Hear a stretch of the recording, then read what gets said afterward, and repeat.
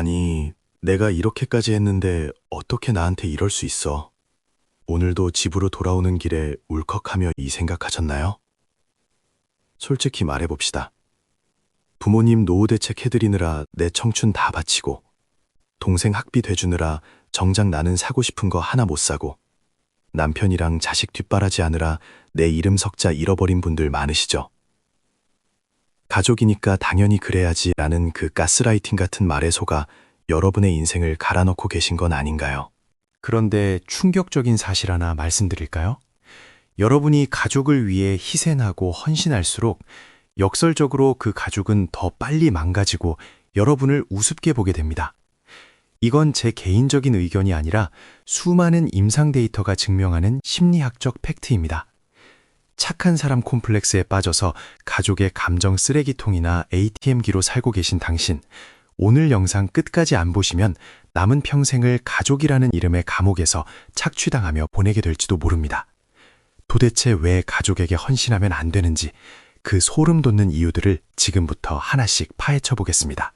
첫 번째 이유는 보상 심리의 저주 때문입니다. 인간은 무언가를 주면 반드시 돌려받고 싶어 하는 본능이 있습니다. 내가 가족을 위해 이만큼 희생했으니 나중에 가족들도 나를 이만큼 대우해 주겠지라는 무의식적인 기대가 생기죠. 하지만 현실은 냉정합니다. 받는 사람은 그걸 당연하게 여기기 시작해요. 나중에 내가 기대한 만큼의 반응이 오지 않으면 헌신했던 사람은 배신감에 휩싸여 괴물이 되고 맙니다. 내가 너를 어떻게 키웠는데 라는 말이 나오는 순간 그 관계는 이미 파탄난 것이나 다름없습니다. 두 번째, 헌신은 상대방의 자생력을 파괴합니다. 심리학에서는 이를 조력자의 함정이라고 부릅니다.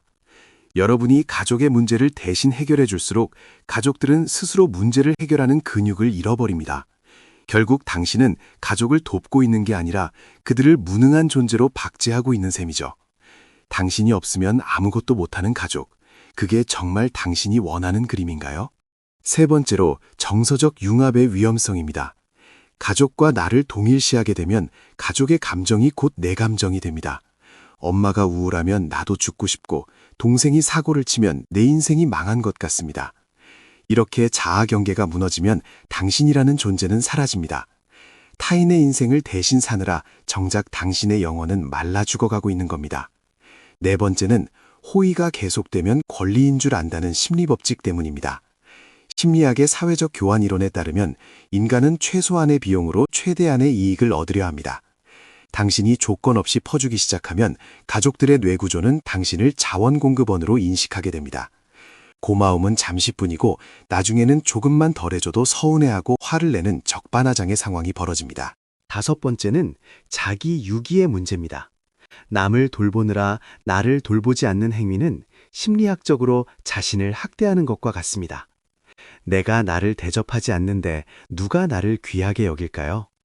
당신이 자신을 헌신짝처럼 취급하며 가족에게 올인할 때 가족들도 무의식적으로 당신을 함부로 대해도 되는 사람으로 분류하게 됩니다.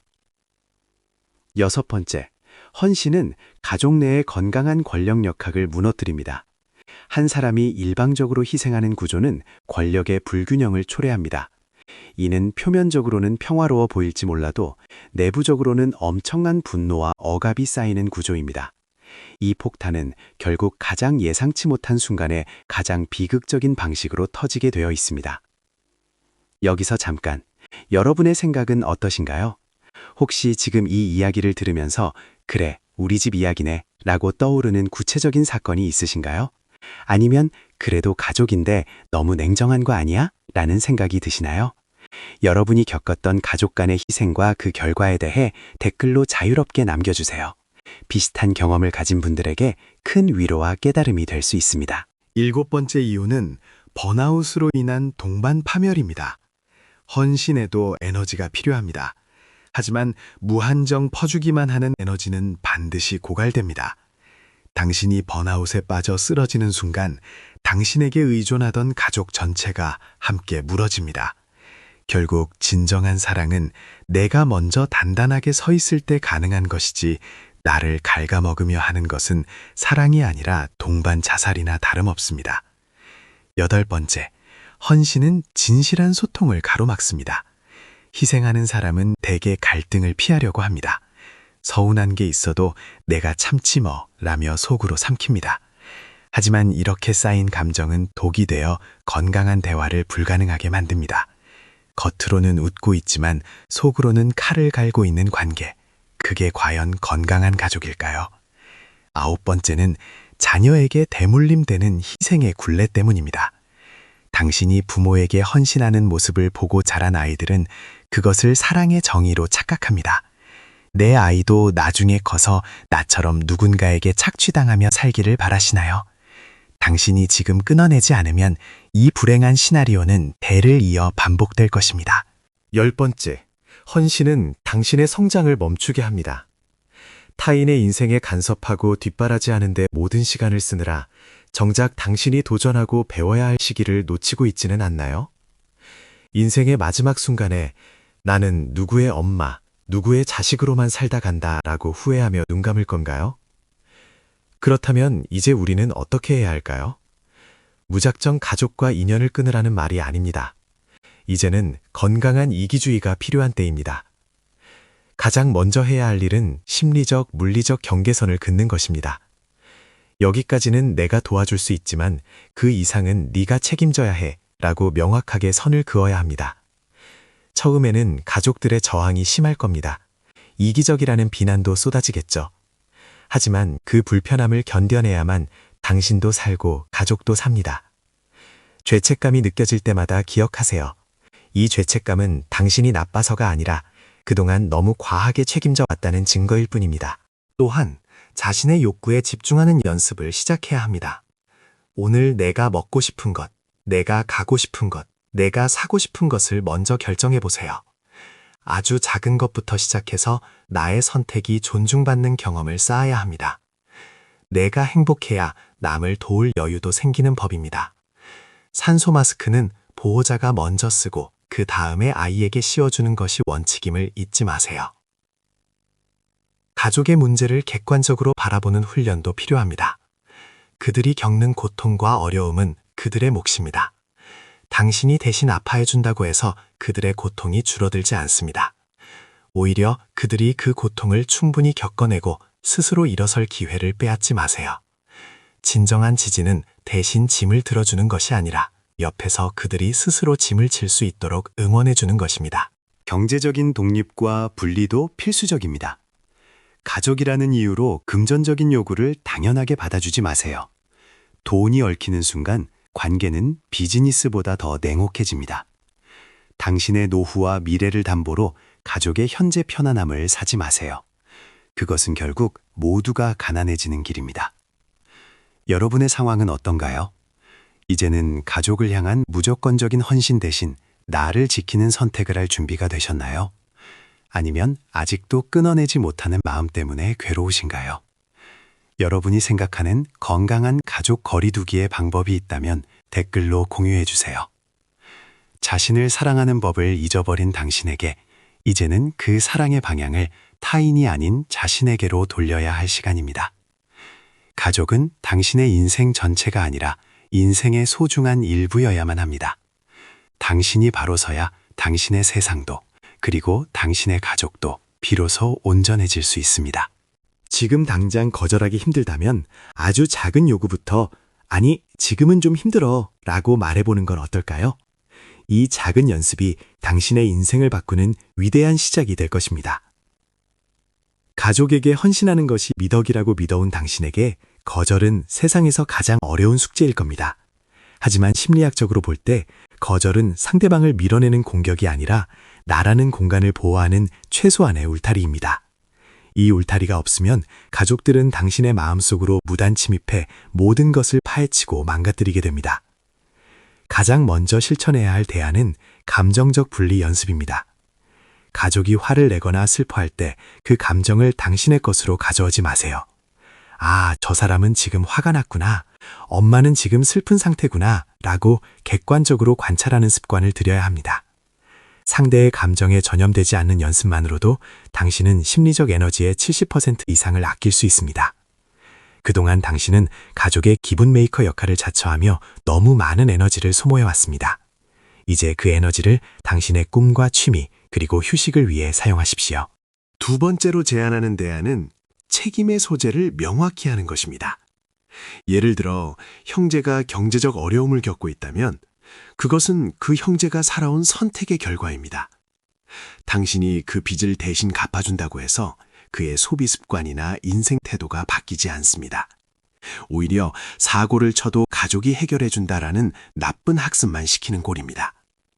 냉정하게 들리겠지만 그가 스스로 바닥을 치고 올라올 기회를 빼앗지 마세요. 그것이 장기적으로는 그 사람을 돕는 유일한 길입니다. 세 번째는 나만의 성역 만들기입니다. 물리적인 공간이든 시간적인 여유든 가족 그 누구도 침범할 수 없는 당신만의 영역을 선포하십시오. 하루에 단 1시간이라도 휴대폰을 끄고 가족의 연락으로부터 자유로워지는 시간을 가져야 합니다. 그 시간에는 오로지 당신이 좋아하는 것, 당신을 설레게 하는 것에만 몰입하십시오. 당신이 가족 외의 즐거움을 찾기 시작할 때 비로소 가족에 대한 집착과 과도한 책임감에서 벗어날 수 있습니다. 네 번째는 대화법의 변화입니다. 그동안 내가 해줄게 라는 말을 입에 달고 살았다면 이제는 어떻게 할 계획이야? 라고 물어보십시오. 주어를 나에서 상대방으로 옮기는 연습입니다. 가족의 문제를 듣고 바로 해결책을 제시하거나 몸소 움직이지 말고 그들이 스스로 생각하고 결정할 수 있도록 질문을 던지세요. 당신은 조력자일 뿐 그들 인생의 주인공이 아님을 말과 행동으로 보여주어야 합니다. 다섯 번째 대안은 죄책감의 죄정의입니다. 거절할 때 느껴지는 그 찌릿한 죄책감은 당신이 나쁜 사람이라는 증거가 아닙니다. 오히려 당신이 그동안 타인의 기준에 맞춰 사느라 얼마나 애썼는지를 보여주는 훈장과도 같습니다. 죄책감이 느껴질 때마다 속으로 외치세요. 나는 지금 건강해지는 중이다. 나는 나를 지키는 선택을 하고 있다. 이 죄책감의 터널을 통과해야만 진정한 자유를 얻을 수 있습니다. 여섯 번째는 비상금과 독립자금의 확보입니다. 헌신하는 사람들의 특징 중 하나가 자신의 경제적 기반을 가족을 위해 다 내어준다는 것입니다. 하지만 돈은 곧 생존의 힘입니다. 가족의 반대가 있더라도 혹은 가족 모르게라도 당신만의 확실한 경제적 보루를 만드십시오. 돈이 있어야 큰 소리도 칠 수 있고 정말 견디기 힘든 순간에 탈출할 힘도 생깁니다. 경제적 독립 없이 심리적 독립은 완성되지 않습니다. 일곱 번째로 새로운 사회적 관계망의 확장입니다. 헌신하는 사람들은 세상의 중심이 가족뿐인 경우가 많습니다. 그래서 가족이 등을 돌리면 세상이 무너지는 기분을 느낍니다. 이제 가족 밖으로 눈을 돌리세요. 취미 모임, 독서 클럽 혹은 단순한 친구 관계라도 좋습니다. 가족이 아닌 타인과 소통하며 나는 가족이 없어도 충분히 가치 있고 사랑받을 수 있는 존재구나라는 사실을 피부로 느껴야 합니다. 여덟 번째는 자기 보상 시스템 구축입니다. 남에게 퍼주는 데 썼던 돈과 시간을 이제는 자신에게 선물하세요. 비싼 옷을 사라는 뜻이 아닙니다. 내가 나를 대접하고 있다는 느낌을 주는 작은 의식들을 만드십시오. 맛있는 한 끼를 나만을 위해 정성껏 차리고 나를 위한 작은 선물을 주기적으로 사는 행위는 자존감을 회복하는 가장 빠른 길입니다. 아홉 번째 대안은 과거의 나와 작별하기입니다. 어릴 적부터 부모의 기대에 부응해야만 사랑받을 수 있다고 믿었던 그 어린아이를 이제는 안아주고 놓아주어야 합니다. 이제 더 이상 착한 아이가 아니어도 괜찮아. 그냥 너로 살아도 충분해. 라고 스스로에게 말해주세요. 과거의 결핍을 채우기 위해 가족에게 헌신하는 악순환을 당신에 대해서 반드시 끊어내야 합니다. 마지막으로 장기적인 인생 설계도를 다시 그리십시오. 가족이 모두 떠나고 혼자 남았을 때 당신 곁에 무엇이 남기를 바라는지 진지하게 고민해 보십시오. 남는 것이 원망과 후회뿐이라면 지금 당장 항로를 변경해야 합니다. 당신의 인생은 누군가의 뒷바라지를 위해 설계된 부속품이 아닙니다. 당신은 그 자체로 목적이고 결말이어야 합니다. 지금까지 가족에게 헌신하면 안 되는 심리학적 이유와 그에 따른 현실적인 대안들을 살펴봤습니다. 이 모든 이야기가 당신에게는 거대한 파도처럼 두렵게 느껴질 수도 있습니다. 하지만 기억하세요. 잔잔한 바다에서는 유능한 사공이 만들어지지 않듯 갈등이 없는 관계에서는 진정한 자아가 성장할 수 없습니다. 가족이라는 이름의 그늘에서 벗어나 태양 아래 당당히 서는 당신의 모습을 상상해 보세요.